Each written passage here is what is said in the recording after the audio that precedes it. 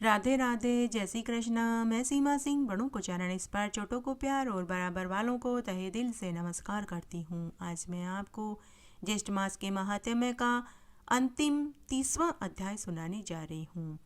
अब तक हमने 29 अध्याय सुने हैं। आशा करती हूँ आपको वे सभी अध्याय बहुत अच्छे लगे होंगे और आपको उनका पुण्य फल भी जरूर मिला होगा। और आज मैं आपको ज्येष्ठ मास का 30वां अध्याय सुनाने जा रही हूँ। आपसे एक करुण रिक्वेस्ट है कि अगर अभी तक आपने मेरे चैनल को सब्सक्राइब नहीं किया है तो कृपया मेरे चैनल को सब्सक्राइब करें ताकि मेरा आगे आने वाला वीडियो सबसे पहले आपको मिले। आइए अब हम ज्येष्ठ मास का 30वां अध्याय सुनते हैं। इस अध्याय में ज्येष्ठ मास के महात्म्य का संपूर्ण वर्णन आएगा। स्कंद मुनि बोले कि हे ऋषि मुनियों, जो फल ज्येष्ठ मास के महात्म्य को श्रवण करने से प्राप्त होता है वह आज मैं तुम्हें सुनाता हूँ, वह तुम ध्यान से सुनो।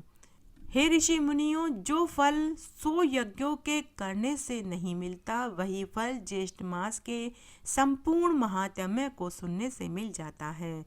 सभी प्रकार के दान करने से, समस्त तीर्थों में जाकर स्नान करने, दर्शन करने, जप तप यज्ञ करने से जो फल मिलता है वही फल ज्येष्ठ मास के संपूर्ण महात्म्य को सुनने से ही मिल जाता है। समस्त महात्म्य श्रवण करने से मनुष्य को पुनर्जन्म नहीं लेना पड़ता। वह बार बार इस पृथ्वी पर जन्म लेने और मरने से छूट जाता है। वह इस संसार में आवागमन के चक्र से छूट जाता है और उसका उद्धार हो जाता है। संपूर्ण अथवा आधा, आधे का भी आधा और 1/4 अध्याय भी अगर वह सुन लेता है, पूरी श्रद्धा और भक्ति से सुन लेता है, तो उसको अनंत कोटि गुना फल प्राप्त होता है। हे द्विज लोगों, स्वल्प पुण्यवान पुरुषों के पुण्य कार्य में अनेक बाधाएं आती हैं। अतः विघ्न शांति के लिए मनुष्य को पुण्य कर्म करना चाहिए। यदि स्नान, कर्म, महात्म्य श्रवण करने से विघ्न आए तो उस विघ्न के भय से ज्येष्ठ मास में स्नान करना, ज्येष्ठ मास का महात्म्य सुनना त्याग नहीं करना चाहिए। बारंबार पुण्य कर्म को करने से विघ्नों का नाश होता है। कलयुग में करने के लिए बहुत से कर्म हैं, परंतु कलयुग में पुराण श्रवण सबसे श्रेष्ठ कहा गया है। गो हत्यारा हो, कृतघ्न हो, ब्रह्म हत्यारा हो, पितृघाती, मातृघाती, मद्य पीने वाला, कुष्ठी, चोर, विश्वासघाती, ये सभी भी अगर ज्येष्ठ मास के संपूर्ण महात्म्य का श्रवण कर लेते हैं तो वे अपने पाप दोष से छूट जाते हैं और वे इस संसार के समस्त सुखों को भोग कर मरने के बाद स्वर्ग पाते हैं। जो मनुष्य ज्येष्ठ मास के संपूर्ण महात्म्य का श्रवण करते हैं उनको कभी किसी प्रकार का कोई रोग दोष नहीं सताता। स्त्री, शूद्र, पतित जो भी हो उसे पुराण श्रवण करना चाहिए। इसके श्रवण करने से सर्वदा ही इष्ट फल की प्राप्ति होती है। निष्काम, सकाम, आस्था, अनास्था, स्पर्धा, कपट, स्पृह, सस्पृह सभी को ही ज्येष्ठ मास का संपूर्ण महात्म्य सुनने से मन वांछित फल की प्राप्ति होती है।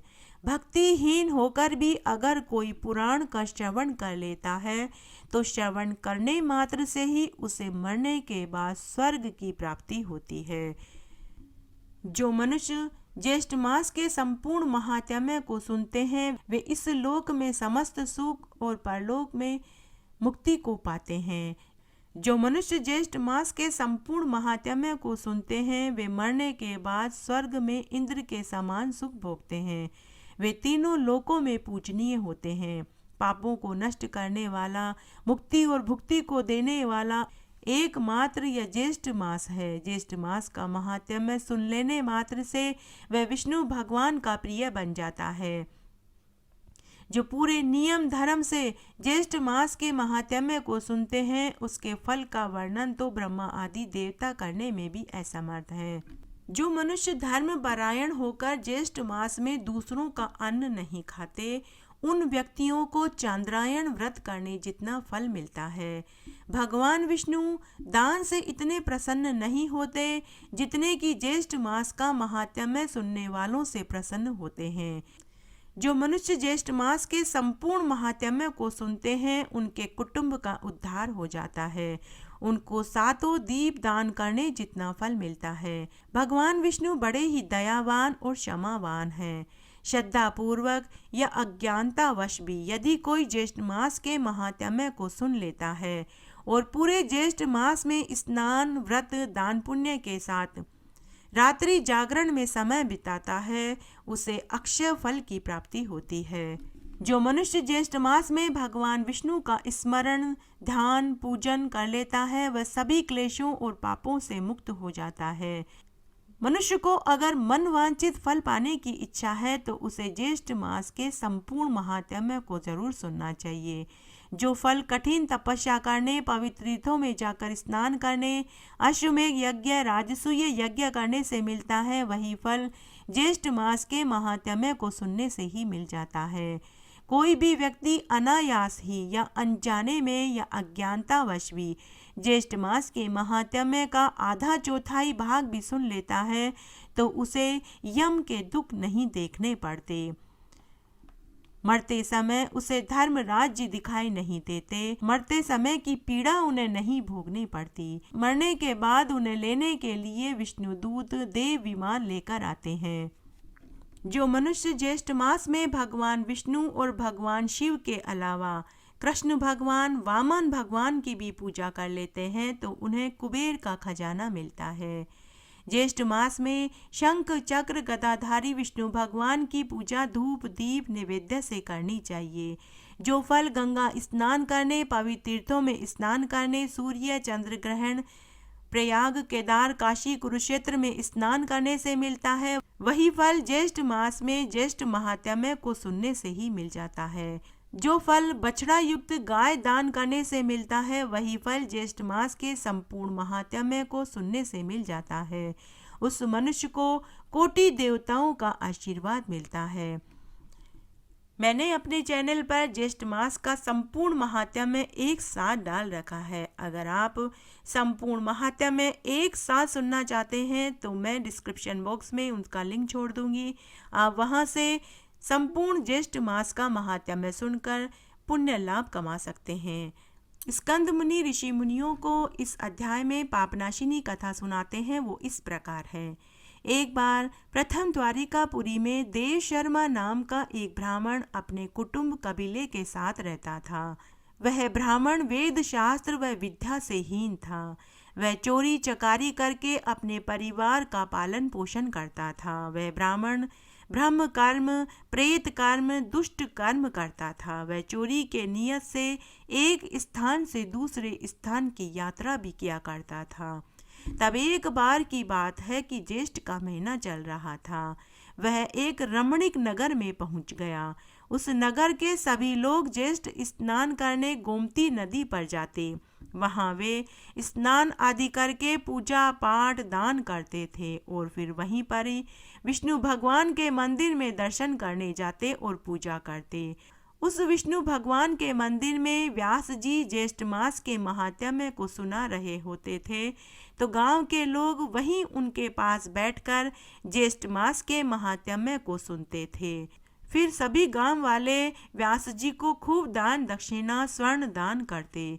इस तरह नगर के लोग रोज दोपहर तक वहीं मंदिर में रहते थे। वह देव शर्मा ब्राह्मण चोरी के नियत से वहां जाता था, लेकिन उसे चोरी करने का मौका नहीं मिला। कभी वह चोरी के नियत से विष्णु भगवान के मंदिर में जाकर बैठता तो कभी तालाब पर स्नान करने वालों के पास जाकर बैठ जाता, लेकिन उसे चोरी करने का मौका ही नहीं मिला। उसने तालाब पर देखा कि बहुत सी स्त्रियां कीमती कपड़े और गहने तालाब के किनारे रखकर स्नान करती हैं, तो वह मनी मन सोचने लगा कि मैं इनके कीमती गहने और कपड़े चुरा लूंगा, लेकिन उसे मौका ही नहीं मिला। इस तरह ज्येष्ठ मास की पूर्णिमा तिथि आ गई। उस दिन नगर के सभी लोगों में उत्साह भरा हुआ था। वे ज्येष्ठ मास की पूर्णिमा को एक त्योहार की तरह मना रहे थे। सभी नगरवासी ज्येष्ठ मास की पूर्णिमा के दिन गोमती नदी में स्नान करने के लिए पहुंच गए और स्नान करने के बाद विष्णु भगवान के मंदिर में जाकर व्यास जी से सत्यनारायण भगवान की पूर्णिमा की कथा कहानियां सुनने लग गए। व्यास जी से सत्यनारायण भगवान की कथा कहानी सुनने के बाद नगर के सभी लोगों ने व्यास जी का पूजन किया। पूरे मास नगर के लोगों ने व्यास जी से ज्येष्ठ मास का महात्म्य सुना, कथा कहानियां सुनी। तो आज वे अंतिम दिन सभी उन्हें कीमती आभूषण, वस्त्र, रुपया, फल, तांबूल दान कर रहे थे। दूर खड़ा वैदेव शर्मा ब्राह्मण यह सब देख रहा था। व्यास जी के पास धन का ढेर लग गया। तब वैदेव शर्मा ब्राह्मण मनी मन सोचने लगा कि मैं व्यास जी के धन को किस प्रकार हड़प करूं। तब वह व्यास जी के पास आया और उनके चरणों में प्रणाम करके बोला कि हे ब्राह्मण देव, मैं आपको प्रणाम करता हूँ। मैं बहुत दीन गरीब ब्राह्मण हूँ। मेरे पास आपको देने के लिए कोई धन नहीं है, लेकिन मैं अपना यह शरीर आपकी सेवा के लिए देने को तैयार हूँ। आप मेरी सेवा स्वीकार कीजिए। आप मुझे अपना दास बना लीजिए। मैं आपकी सेवा करना चाहता हूँ। जहाँ आप जाएंगे मैं भी वहीं जाऊँगा। उस देव शर्मा ब्राह्मण ने बनावटी भक्ति दिखलाई। व्यास जी को उस देव शर्मा ब्राह्मण के ऊपर दया आ गई।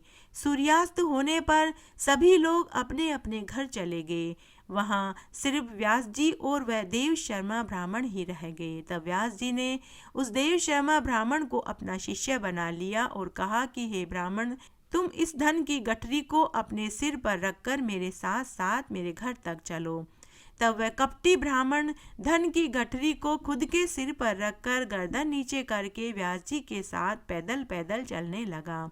चलते चलते जब वे तालाब के पास पहुंचे तो वहां अचानक से बहुत सारी भीड़ आ गई। तब वह कपटी देव शर्मा ब्राह्मण भीड़ का फायदा उठाकर धन की गठरी लेकर भागने लगा। तभी वह कपटी ब्राह्मण बिना मुंडेर के कुएं में जा गिरा। तभी वहां कोलाहल हुआ कि कोई कुएं में गिर गया उसे बचाओ, कोई कुएं में गिर गया उसे बचाओ। इधर व्यास जी ने देव शर्मा ब्राह्मण को नहीं पाया तो वे दुखी हो गए और वे व्यास जी जोर जोर से चिल्लाने लगे कि मैं मंद बुद्धि था जो उस धूर्त की बातों में आ गया, वह मेरा सारा धन लेकर भाग गया। इस प्रकार व्यास जी के वचनों को सुनकर बहुत से लोग राजा से इसकी शिकायत करने के लिए चले गए। तब नगर के लोग उस ब्राह्मण को इधर उधर ढूंढने लगे। तब तक सूर्य उदय भी हो गया। तब कुछ लोगों ने राजा से कहा कि हे महाराज, बिना मुंडेर वाले कुएं में कोई गिरा पड़ा है। राजा की आज्ञा से उस व्यक्ति को बाहर निकाला गया। उस देव शर्मा ब्राह्मण के कुछ प्राण शेष रह गए थे। तभी व्यास जी भी वहां पहुंच गए। उस देव शर्मा ब्राह्मण ने धन की गठरी व्यास जी के चरणों में रखी और अपनी गलती की क्षमा मांगने लगा। उसी क्षण देव शर्मा ब्राह्मण मृत्यु को प्राप्त हो गया। तभी वहां वह देव शर्मा ब्राह्मण दिव्य देह धारण करके, दिव्य वस्त्र और अलौकिक आभूषण पहन करके हाथ जोड़कर खड़ा हो गया। उसी क्षण वहां देवदूत देव विमान लेकर पहुंचे और वो देव शर्मा ब्राह्मण को अपने साथ ले जाने लगे।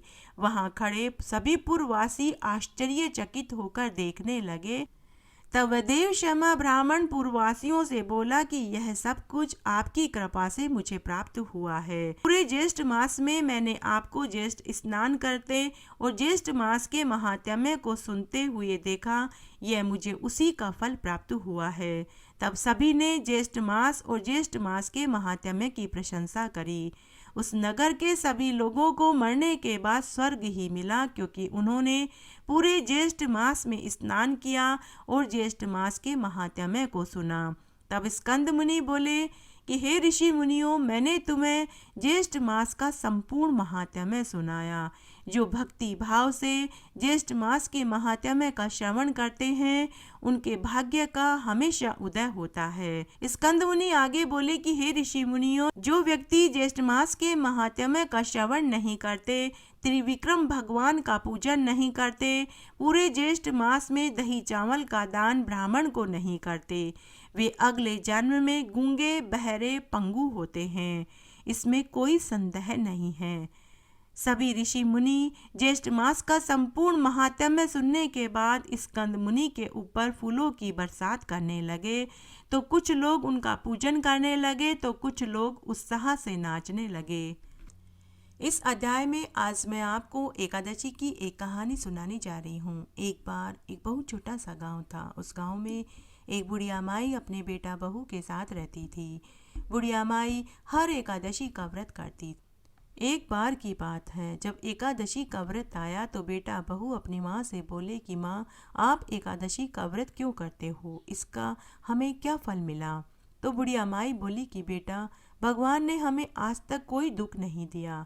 हम रोज अच्छा खाना खाते हैं, रोज अच्छे कपड़े पहनते हैं, मेरे 2 पोते हैं, सब अच्छा ही तो है, और हमें क्या चाहिए। तब बेटा बोला, माँ क्या अच्छा है, न तो मुझे कोई अच्छी नौकरी मिली, ना ही मैं तेरे पोते पोतियों को 1 कप दूध पिला पाता हूँ, ना ही तेरी बहू के पास 2 जोड़ी साड़ी के अलावा तीसरी कोई अच्छी साड़ी है, और ना ही मैं तुझे किसी अच्छे डॉक्टर को दिखा पाया हूँ। जब से मैं पैदा हुआ हूँ तब से हम टूटे फूटे 2 कमरों के मकान में रह रहे हैं। आज तक हम मकान की मरम्मत तक नहीं करा पाए, जबकि हमारे पड़ोसियों ने नए नए मकान बनवा लिए हैं। उनका घर हवेली नुमा है, नौकर चाकर घोड़ा गाड़ी सब कुछ है, और मैंने तो अपने पड़ोसियों को तो कभी एकादशी का व्रत करते हुए भी नहीं देखा। माँ, जब से मैंने होश संभाला है तब से मैंने तुम्हें एकादशी का व्रत करते हुए देखा है, लेकिन एकादशी का कोई पुण्य लाभ तो हमें मिला ही नहीं। उस दिन बुढ़िया माई बहुत दुखी और उदास हो गई। उस दिन उसका एकादशी का व्रत था। जब बेटा काम पर चला गया और बहू चौके में काम करने लगी तो वह चुपचाप भगवान विष्णु से मिलने के लिए घर से निकल पड़ी। चलते चलते वह गांव के बाहर जंगल में पहुंच गई। आधे जंगल में पहुंचने के बाद बुढ़िया माई को एक गाय मिली।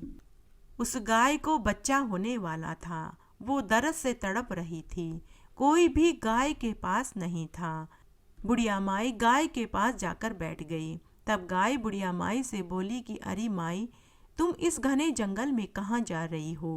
बुढ़िया माई ने कहा कि हे गाय माता, मेरे बेटा बहू ने आज मुझे ताना दिया कि मुझे एकादशी के व्रत का फल नहीं मिला, तो आज मैं भगवान विष्णु से मिलकर पूछूंगी कि मुझे एकादशी के व्रत का फल कब मिलेगा। क्या मेरे व्रत उपवास करने में कोई त्रुटि हो गई है जो मुझे एकादशी का फल नहीं मिल रहा।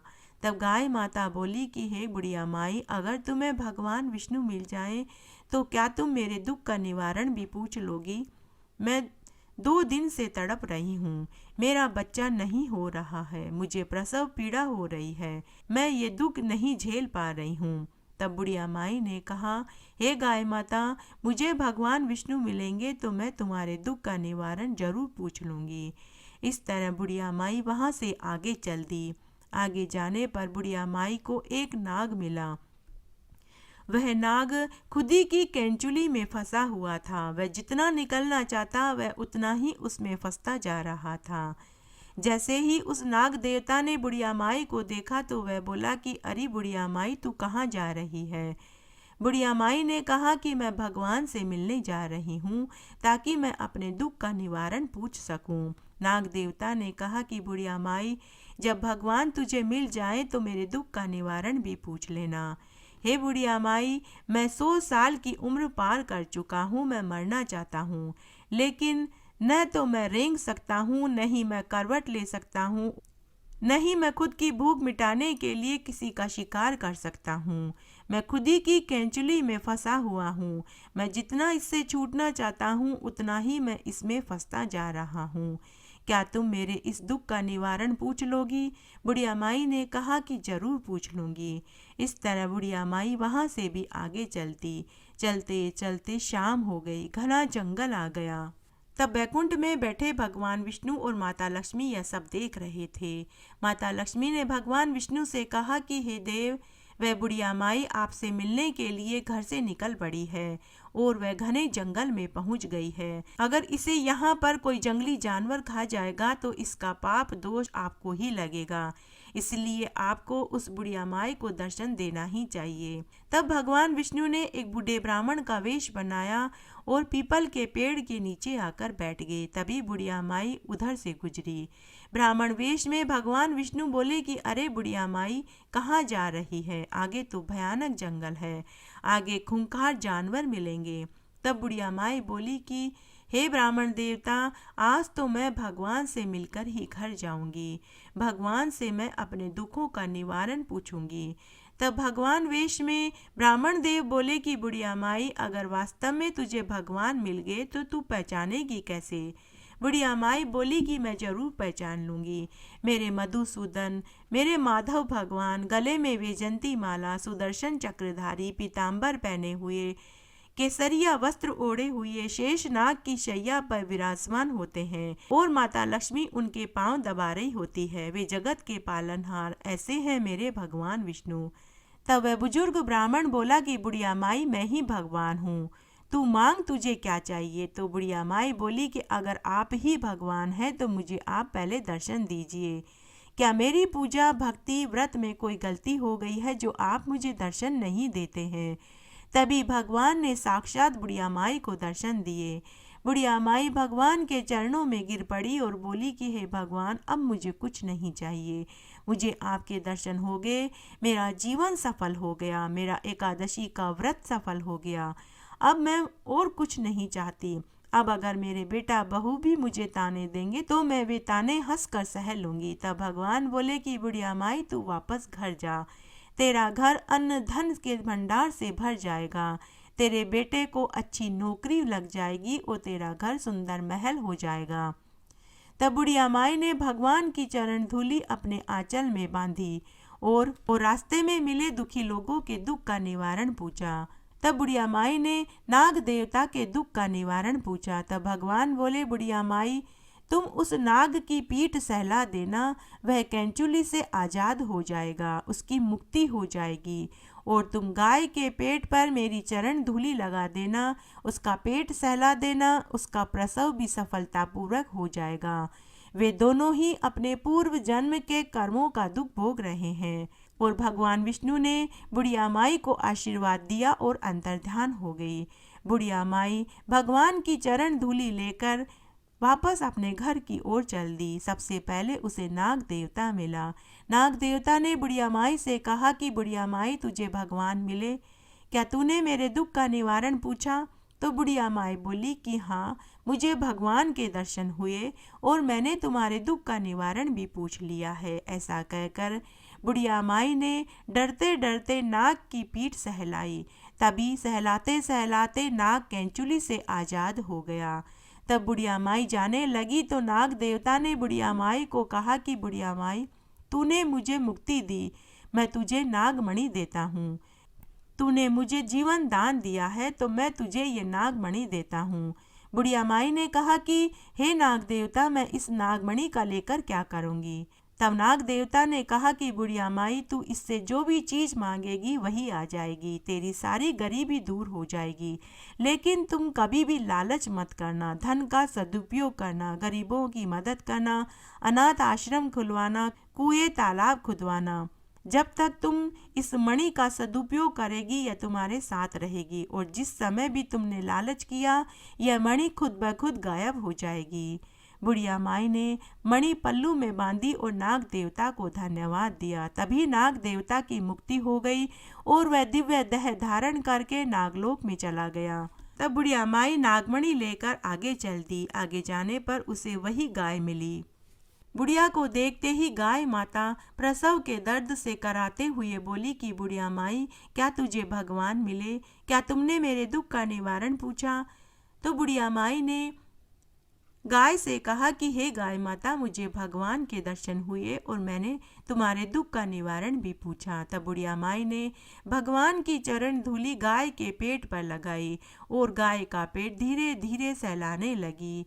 और सहलाते सहलाते बुढ़िया माई ने गाय को पूरी बात भी बताई। तभी थोड़ी देर में गाय को प्रसव हो गया और एक सुंदर सफ़ेद रंग की बाछी पैदा हो गई। जब तक जेल नहीं गिरी बुढ़िया माई वहीं बैठी रही।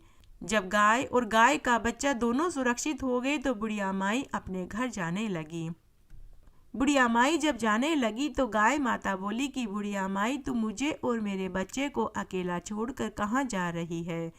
तूने मेरे ऊपर बहुत उपकार किया है, मुझे और मेरे बच्चे को अपने साथ ले चल। बुढ़िया माई गाय माता की बात सुनते ही बहुत खुश हो गई। बुढ़िया माई ने गाय के बच्चे को गोद में उठाया और आगे आगे बुढ़िया माई पीछे पीछे गाय चल दी। बुढ़िया माई जब गांव में खुद के मकान के पास पहुंची तो उसने देखा कि उसके 2 कमरों का टूटे फूटे मकान की जगह एक महलनुमा मकान खड़ा था। अंदर उसके पोते खेल रहे थे। पोतों ने जैसे ही दादी को देखा तो वे चिल्लाए, माँ पापा, दादी आ गई, दादी आ गई। बेटा बहू भागकर घर के बाहर आए और माँ के चरणों में गिर पड़े और अपने कड़वे वचन की माफ़ी मांगने लगे। बेटे ने कहा कि माँ, मुझे बहुत अच्छी नौकरी लग गई है। तेरे जाते ही हमारा घर सुंदर महल में बदल गया। यह सब कुछ तेरे एकादशी व्रत के प्रताप से हुआ है। तब माँ ने भी उन्हें पूरी बात बताई। गाय का दूध उसके पोते पीने लगे। नागमणि से बुढ़िया के घर की गरीबी दूर हो गई और वे गरीबों की मदद करने लगे। गांव में उन्होंने सड़कें बनवाई, कुएं तालाब खुदवाए, अनाथ आश्रम, धर्मशालाएं, अस्पताल बनवाए। इस तरह बुढ़िया माई अपने बेटा बहू और पोतों के साथ इस जीवन का सुख भोग कर मरने के बाद स्वर्ग को प्राप्त हुई। जय हो एकादशी माता की। हे एकादशी माता, जैसा आपने एकादशी व्रत का फल बुढ़िया माई को दिया वैसा सबको देना, कहानी कहने वाले को, सुनने वाले को और हुक्कारा भरने वाले को। इस तरह आज मैंने आपको ज्येष्ठ मास का संपूर्ण महात्म्य सुना दिया। अगर आपको कोई भी कथा कहानी सुननी है तो आप कमेंट बॉक्स में लिखकर कह सकते हैं। मैं आपके द्वारा बताई हुई कथा और कहानी सुनाने का पूरा प्रयत्न करूंगी। मेरे साथ बने रहने के लिए आपका धन्यवाद। आगे की कथा कहानी के लिए भी आप इसी तरह मेरे साथ बने रहें। धन्यवाद।